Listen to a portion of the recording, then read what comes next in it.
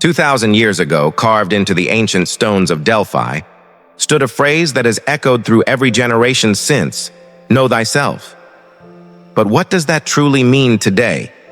In a world of noise, distraction, and endless comparison.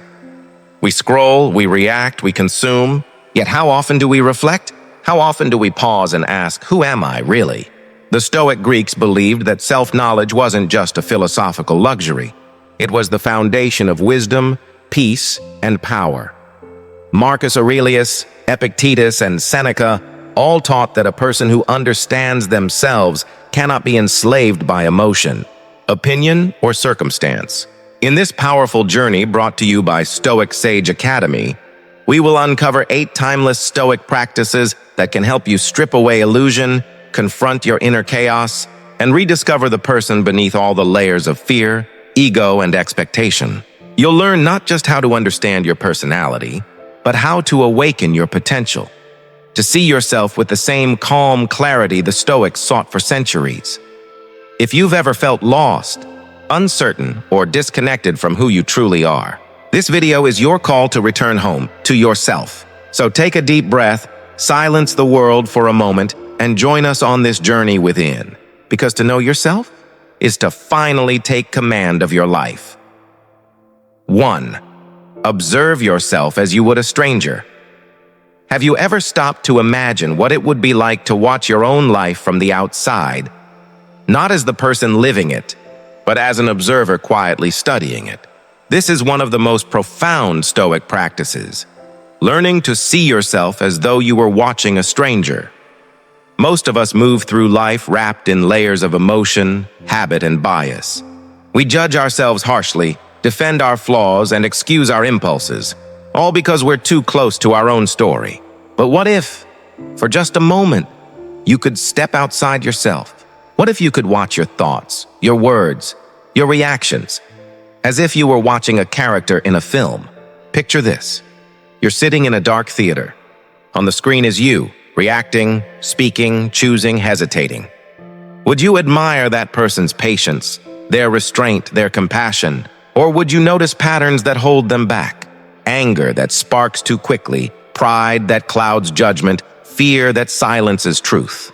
This is what the Stoics meant by true self-awareness, not judging yourself, but understanding yourself. When you view your life from this quiet, detached space, your perspective sharpens. You begin to see the difference between what is and what your emotions say it is. Marcus Aurelius practiced this daily. He wrote, "When you are offended at any man's fault, turn to yourself and study your own failings. Then you will forget your anger." The goal isn't to become cold or indifferent. It's to become clear. Like a scientist observing an experiment, you must watch without interference. When you feel anger, don't say, "I am angry." Instead, say, "There is anger." Notice the shift. The emotion no longer owns you. It simply appears before you. This separation gives you control, not by suppression, but by understanding. It allows you to ask, what triggered this feeling? What belief lies beneath it? The more you observe, the more you uncover patterns that have silently ruled your life. You start responding with reason instead of reacting with impulse. In our world today, where emotions flare as fast as a swipe on a screen, this practice is nothing short of revolutionary. Observation becomes your armor. Detachment becomes your strength. Seneca once said, "We suffer more often in imagination than in reality." When you step outside yourself and see clearly, those imagined sufferings lose their power. You stop drowning in exaggerated fears, misplaced anger, and needless regret. So, watch yourself like a stranger, not to judge, but to learn. The clarity that comes from that distance will become one of your greatest forms of freedom. 2. Accept yourself completely. The good, the bad, and the ugly. When was the last time you looked in the mirror and saw yourself? Not your reflection, not your flaws, not the story your mind tells you, but you. Most of us don't really look. We glance, we judge, we criticize. We pick out what's wrong, the tired eyes, the uneven skin, the things we wish we could change. And the same thing happens within. We stand before the mirror of the mind and see only the mistakes, the regrets, the weaknesses we try to hide. But here's a truth the Stoics understood deeply. You cannot rise above yourself until you first accept yourself completely. The good, the bad, and the parts you wish no one would ever see. Self-acceptance is not indulgence. It's honesty. It's standing in front of your inner reflection and saying, "This is who I am. Not who I pretend to be, not who others want me to be, but who I truly am. Right now." Only from that honesty can transformation begin. Because how can you change what you refuse to face? Stoicism doesn't tell us to ignore our flaws or mask them with positivity. It teaches us to see clearly. Marcus Aurelius didn't ask us to paint over our imperfections. He asked us to meet them with understanding. "Accept the things to which fate binds you," he wrote, "and love the people with whom fate brings you together, but do so with all your heart." And that includes the person fate has bound you with most intimately, yourself. So here's a Stoic exercise, a simple but revealing one. Take a piece of paper, divide it into 2 columns. On one side, write your strengths, your virtues, the qualities that make you proud. On the other, write your weaknesses, the impulses, fears, or habits that still rule parts of your life. Now look at that page as if it were a map, not a verdict. Your strengths are the tools you've already earned through effort and experience. Your weaknesses are the paths still unexplored, the terrains where growth still waits for you. When you accept every part of that map, not tearing out the pieces you dislike, you finally begin to see the whole of who you are. The Stoics believed that every aspect of our nature has a role to play. Your flaws are not your enemies. They're your teachers. Your fears are not chains. They're signals showing you where courage is needed. Self-acceptance, then, is not the end of growth. It's the beginning. It doesn't mean staying the same. It means evolving from a place of truth rather than denial. When you stop fighting yourself, you free up the energy to rebuild yourself. Every scar you carry tells a story of survival. Every imperfection is proof that you've lived, struggled, and continued on. And when you can look at all of that, the noble, the flawed, the beautiful, and the broken, and still say, "This is me," that's when real transformation begins. Because the Stoics knew you cannot master what you reject, but you can refine what you accept. 3. Challenge yourself continually, but start small. After you've learned to accept yourself, every strength, every flaw, the next Stoic step is to challenge yourself. Because acceptance without action becomes comfort, and comfort, if left unchecked, becomes stagnation. The Stoics never preached a passive life. They believed that the soul, like a blade, dulls without friction. Growth doesn't come from staying safe. It comes from pushing just beyond what feels familiar. But here's the paradox. The path to greatness begins with the smallest of steps. Think of your life as a muscle. It grows through resistance. Too little and it weakens. Too much and it tears. Balance is the Stoic way. You've acknowledged who you are. Now it's time to test the edges of what you could be. Epictetus once said, "No great thing is created suddenly." Those 7 words carry a quiet truth. Every mountain is climbed one breath, one step, one act of will at a time. So start small. Start humbly. If you want to be more patient, practice silence in moments when your tongue burns to respond.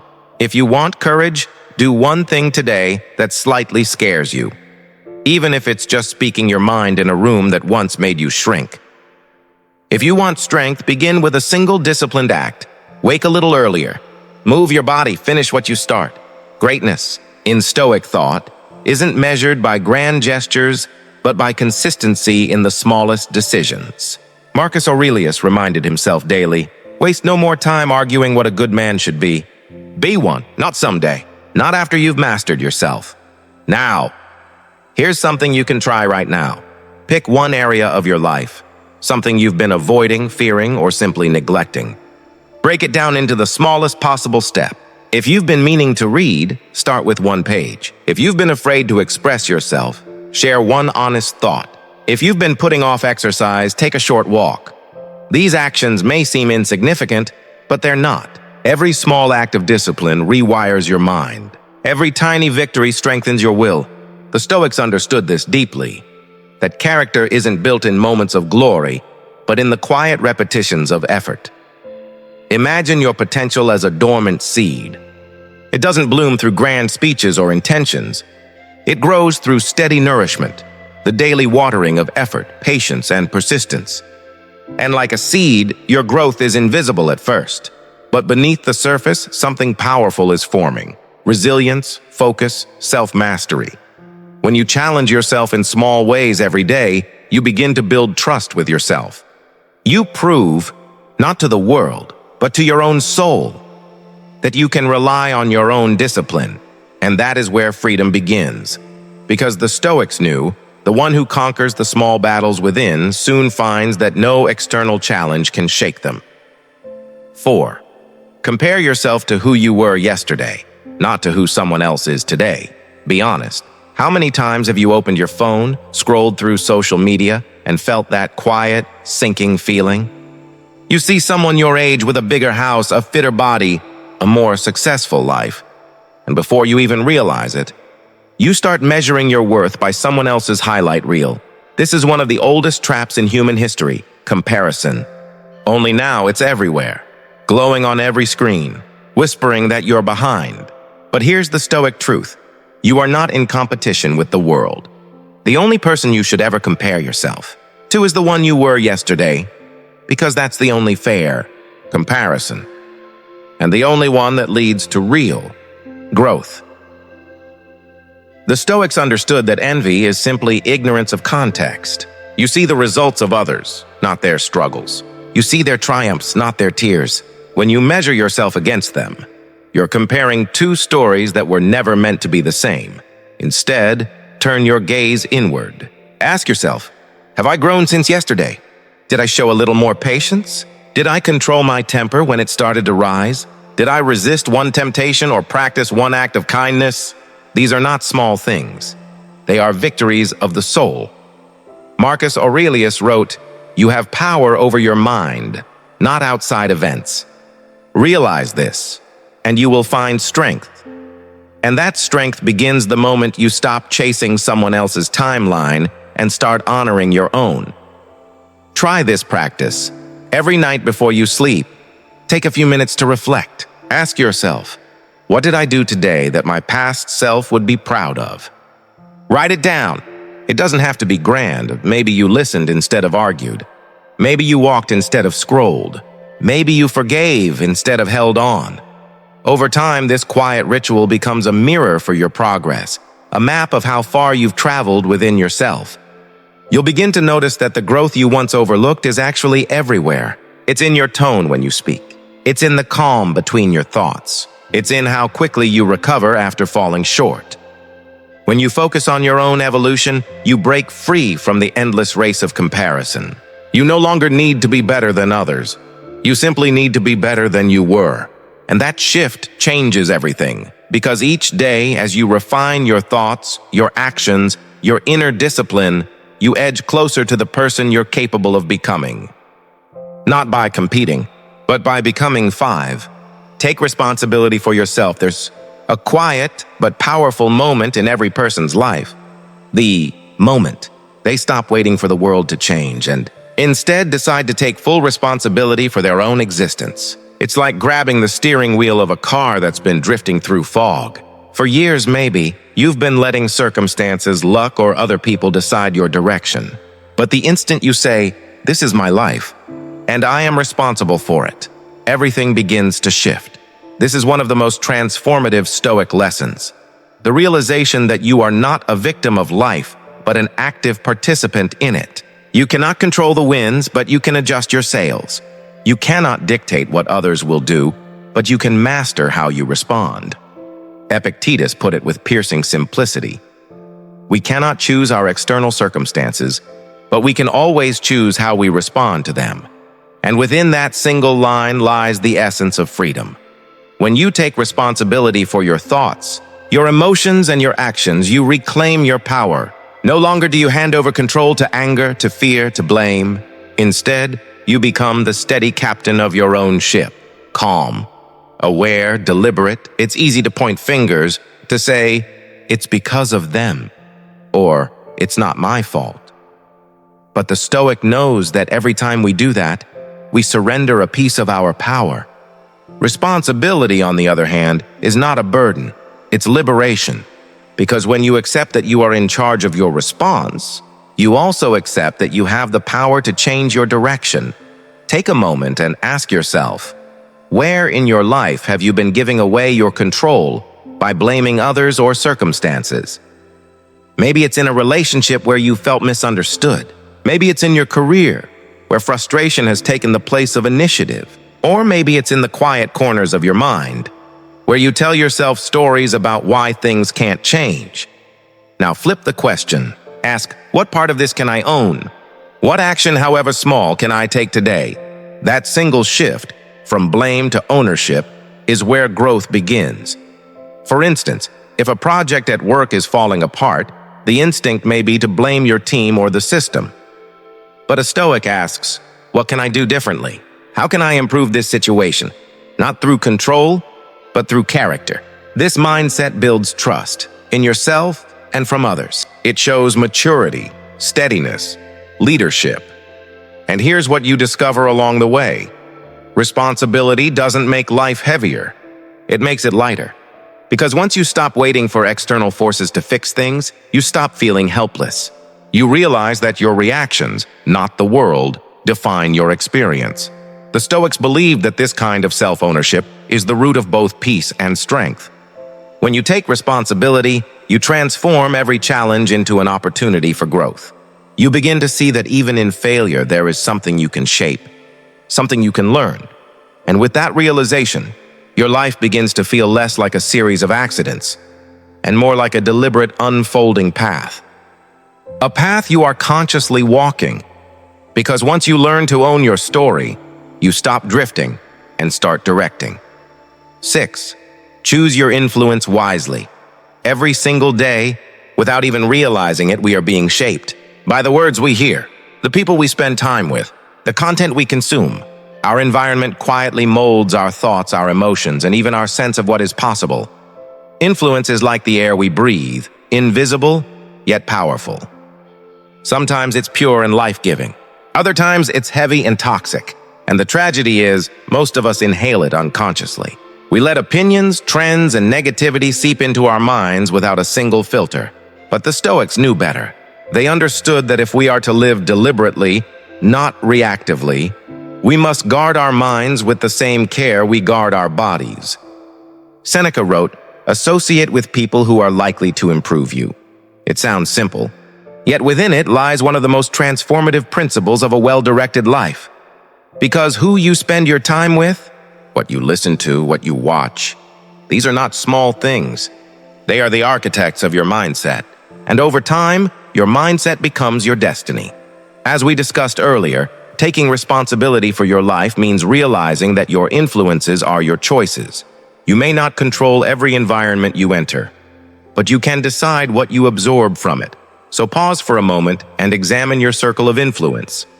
Who are you allowing into your mental space? Are there people who leave you drained, cynical, or small? Do certain voices in your life amplify your self-doubt rather than your potential? It doesn't mean you must cut people off coldly. Stoicism isn't isolation. It's awareness. You can still care for others while protecting your peace. You can listen without internalizing. You can love without losing yourself. The same principle applies to what you consume. Every book, podcast, and video you engage with either nourishes or numbs you. Ask yourself, is what I'm consuming feeding my mind or cluttering it? Is it helping me grow or keeping me distracted from my deeper self? The Stoic path is about intentional living, and that includes curating your inputs. Just as a gardener prunes away weeds to let flowers thrive, you too must clear the noise that stifles your inner growth. Surround yourself with people who challenge you to rise higher, not sink lower. Fill your mind with words that enlighten, not enrage. Every influence you allow in is either a mentor or a poison. And the beauty of Stoicism is that it reminds us we hold the choice of who we listen to, the choice of what we believe, the choice of who we become. So choose your influences as you would choose the air you breathe. Carefully, consciously, and with respect for the life it sustains. 7. Say yes only to what truly matters. Time, energy, and attention, these are the treasures we carry. Yet how often do we squander them without even realizing it? Every day we are faced with countless invitations, requests, and distractions. And all too often, we say yes automatically to obligations, to tasks, to social pressures that have little or no alignment with our true goals or values. This is where the art of discernment comes in. The deliberate practice of saying yes only to what truly matters. It's about understanding that every yes we give is a choice, and every choice is a seed that shapes the life we are building. Reflecting on our previous discussion about choosing influences wisely, this principle naturally extends to our decisions, our commitments, and even our casual actions. Marcus Aurelius wrote, "It is not death that a man should fear, but he should fear never beginning to live. To live fully, we must stop scattering ourselves across 1,000 meaningless pursuits and start aligning every action with our purpose, our values, our long-term vision." Begin by examining your daily life. Look at each activity, meeting, or responsibility.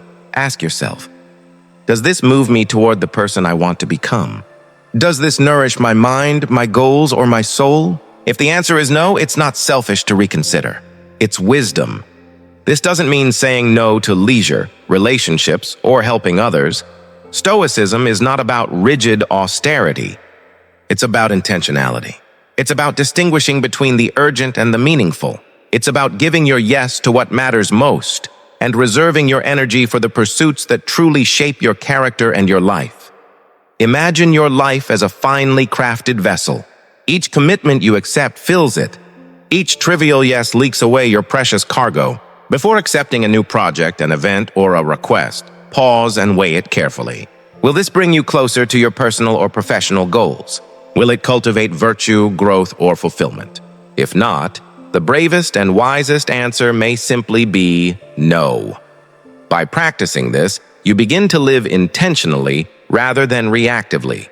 Your days become less crowded and more meaningful. Your actions align with your values. You stop being pulled in 1,000 directions and start moving steadily toward the life you aspire to live. Saying yes only to what truly matters isn't restriction. It's liberation.